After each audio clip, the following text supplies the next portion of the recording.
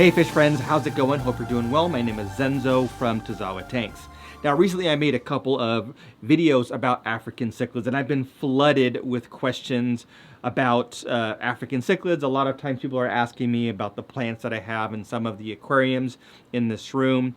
And today what I thought I would do is make a video explaining the plants that I personally have had success with. So not things that I've read about or things that, are allegedly, good, but just things that I've personally touched and had good experiences with, and talk a little bit about some tricks and stuff like that. So today, as I shared, I'm going to make a video about how to have plants in an African cichlid tank. Now, some of these tips that I'm going to give you, or some of these things I'm going to talk about today, can also apply to other fish that are not friendly to plants. So that might be other cichlids, they might be West African cichlids, they might be fish from South America, Central America, just other fish that are not plant friendly in general. And so a lot of these things that I'm going to share today might apply to those fish as well. Now, when we're talking about plants with African cichlids or plants with other fish that are very hard on plants, it's really two different issues. Issue number one is basically fish that will eat the plant matter. So herbivores, omnivores, fish that will actually want to have some plant matter in their diet, and they will actively eat the plants that you have in your aquarium. So that's problem number one. And then the other problem that we often find, whether it's African cichlids or other fish, is that they are very destructive. Even if they're not eating the plant themselves, they might be very hard on the plant as far as tearing at the leaves, or also uprooting them and moving them around. And if you have a plant that needs to be planted in the substrate, in a pot or in the gravel or whatever, you're going to have a really hard time if you have fish in there that are always digging, uprooting plants, stuff like that. So what I'm going to share today will help with both of those areas. Now, when it comes to African cichlids in particular, because that's really what this video is about, I've had success with a few different plants. What I found with African cichlids is floating plants will do well because they don't have to deal with being uprooted because they're floating in the water column. So you could have, fish that are digging and moving substrate around, which is very common with African cichlids, because what will happen is the males, which most of you will have with African cichlids, they'll start digging and kind of creating their own little nest area or spawning area, and so they're always moving the substrate around. So plants that are rooted just don't work. So floating plants is a great option. Now, a lot of floating plants are very tasty to African cichlids, specifically with mbuna, but the peacocks will also nibble on some of these plants as well. But one plant that I found to be very successful, and it's a plant that I have in this aquarium, it's a plant that I have in this aquarium, and it's prolific in my mbuna tank behind the camera, which I'll shoot some B-roll of, and that is hornwort. Now, hornwort is maybe not the most aesthetically pleasing aquarium plant. It's not a plant that you would look at and say, wow, I want to have that in my aquascape tank or something like that. Well, maybe you do if you're a little strange, but it's a great plant that will do well with African cichlids because of two reasons. One, it's very fast growing, so if it does get damaged or nibble on, it will keep growing and expand in the aquarium. So if you do have some issues with some of it getting torn back, it will recover. Because it's a fast growing plant, it will also do a very good job of absorbing nitrates, phosphates, etc. from the water column, so that you have essentially cleaner water in the aquarium, which is great for the fish. The other great thing besides its growing characteristics is that it's not a very, well, I've never tasted it, but it's not a plant that the fish like to eat. So it might be the texture, it might be that it's kind of like needly or tough in their mouth, but it is a plant that they don't readily go after. Now, they might nibble on it if they're super hungry, and I have experienced that in the past, but the fast growing has superseded any kind of issues that I've had with them nibbling on it. But it's not a plant that they would readily go after. So for the most part, you should be pretty good with having this plant floating in some of your aquariums. Now, I've done it with Oscars. I've got a bunch in my Oscar tank, along with some other stuff, and then all the African cichlid tanks that I talked about earlier. So that is a plant that I've made videos about before that I can recommend as far as having in your African cichlid aquarium. Now, if you live in a very warm climate and you have like fish bins or ponds outside. There are other floating plants that are larger that might do well, like water hyacinth and stuff like that. I've never tried those because I have my African cichlids inside, but there might be some other floating plants as well that would do well. Now, I haven't really experienced anything in the aquarium that's done well, like water lettuce and other things. That, for the most part, the mbuna will eat them. The peacocks might leave them alone, but the mbuna will eat them for sure. So hornwort would be a great floating plant. Now, when it comes to having other plants in the aquarium, my advice when it comes to African cichlids is that you want to have water column feeders. Now, when I'm talking about a water column feeder, I'm talking about plants that get their nutrients from the water column rather than the soil or the substrate. So that would be hornwort as an example, because it's a floating plant, any other floating plant, but also a couple of the plants that are very popular in the aquarium hobby and are pretty hardy and would do well in some of these tanks, and that is Java fern and Anubias. Now, with Java fern and Anubias, they actually do not need to be planted in any substrate. In fact, they don't do well when they're planted because their rhizome needs to be out of needs to be out in the free-flowing water. So these typically do well when they're attached to rocks or driftwood, decorations, things like that. So they're a water column feeder. Now, it's good that they could be anchored down so they don't get battered and beaten.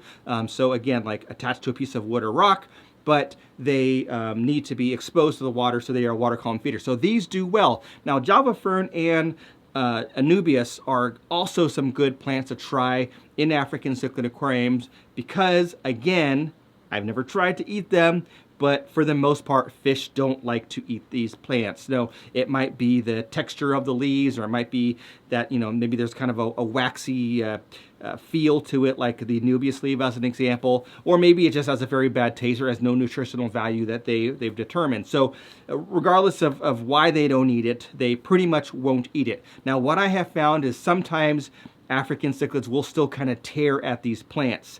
Now, my experience is if you really want to have a planted African cichlid tank, the best thing to do is to establish the planting aquarium first. That means plant a planted aquarium, meaning, attach your Java fern, attach your Anubias to rocks and wood, let it grow for a while, let it get established and really attached, and then add your African cichlids, and then you should be very successful. And of course, you could add the floating plants at any time because that doesn't really have that same issue. Now, one of the things that we talked about is water column feeders. We talked about floating plants and plants that should be attached to some type of equipment or something in the tank. But there are also plants that can be actually planted in the substrate that would do very well. The problem, again, was with African cichlids digging, you could have some issues if you're first trying to get these started. Again, if you plant these ahead of time and then add your fish, they'll do well. And the plant that I've had success with African cichlids is Vallisneria. So Vallisneria or jungle val, there's different types of Vallisneria. I've done jungle val. It's like a grass-looking plant. It's got kind of long, broad leaves that looks like tall stalks of grass. And again, this is another plant that they do not mess with. Mbuna won't eat it. The peacocks haven't messed with it. Tanganyikans, they don't bother it at all. And this is a plant that you could actually establish in an aquarium that's an African cichlid tank, and it could look really nice in there if you get it, to grow. Now, I do want to show you something that I got a while ago that I've been actually testing in a couple of aquariums, and I think this would be a great addition if you are trying to do some kind of planted plant in your African cichlid tank. Now, what I'm going to talk about is called the Easy Planter. This is from Aquarium Co-op. I actually got these a long time ago. They sent me a few for free. So for full disclosure, I didn't pay for these. I got some for free from them as part of their program. I didn't make a video about it when I first got it because I wanted to personally test it for my application. Now, I know these do very well. I know that Corey's done some great work with these. Dean has made some content and shared. Dean's Fish Room has made some content. But before I share something with all of you, I want to be fully confident in the capabilities of the product in my application. Now, it might be great for other people, for other settings, but I want to put it through the Tazawa Tanks test. So this is the Easy Planter. Now, it looks like a rock, right? It looks like one of those cichlid rocks. It actually, I don't know what it's made of, but it's super hard, maybe some super hard resin, but it looks just like a piece of rock that you would want to have in your aquarium or a cichlid stone. The only difference is that it has a hole in it for a plant, and then it also has a hole in the bottom so the roots of the plant can go through. Now, there's a couple things that you can do with this. You could put like Java fern or something in there and just kind of let it rest there, or tie it to a rock and have it sit there so that the Java fern or the Anubias kind of has that grown out of the ground look, but it's not actually in the substrate. It's actually just tied to a piece of wood or rock that you stick here in this aquarium co-op planter.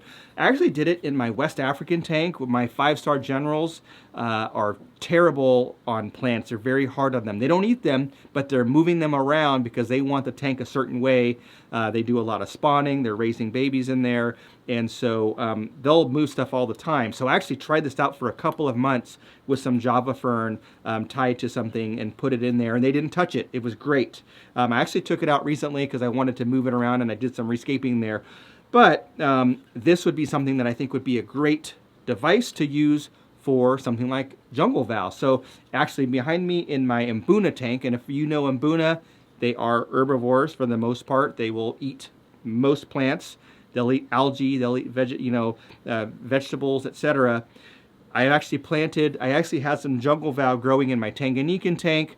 I wanted to do a test with this before sharing it with all of you, so I pulled out a little bit, transplanted it into here, planted it in the African cichlid tank, and it's starting to grow now, and it's been in there for maybe about 2 months, and they haven't touched it. It was just a little piece, and it's growing up pretty well now. So the hope is that it will end up growing, and now that it's in there and kind of established, my hope is that it will send out some feelers, and the way that they grow is they'll send out like a runner, and they'll start growing new plants. So hopefully that happens, but if not, I'll still have a cool piece of jungle vow growing out of this cichlid stone. So that is another tip, is to use something like this. It doesn't have to be this. I like this product because it does look natural versus putting like a ceramic pot or something in your aquarium. So I'll put a link down below on where you can get these. So there you have it. There are my a few little tips on the types of plants that you could try in an African cichlid tank, or a tank that has other fish that are hard on plants. Again, the water column feeders do well. They tend to not like the hornwort. They don't like the Java fern. They don't like the Anubias. This is just my experience and other people that I've spoken to as well, and other tanks that I've seen. There might be cases where you have a fish that's just, has a weird taste and wants to eat it. So, again, just want to share that. So anyway, I would love to read down below in the comments your experience with plants in cichlid tanks, specifically African cichlids, because I get questions on this all the time. A lot of them on Instagram, and I'm always just replying, Anubias, Java fern, hornwort, etc. So, but I kind of wanted to make a more detailed video explaining why these plants have worked for me, how to use them, and also share with you the Easy Planter. If you like this video, please consider subscribing to this channel, as I do make a lot of content that I try to make educational videos that help people understand how to take care of certain fish, etc., as well as entertaining videos to share, some of my fun fish exploits down here in my aquarium room. That's all I had for now. Thanks for watching. Catch you on the next one.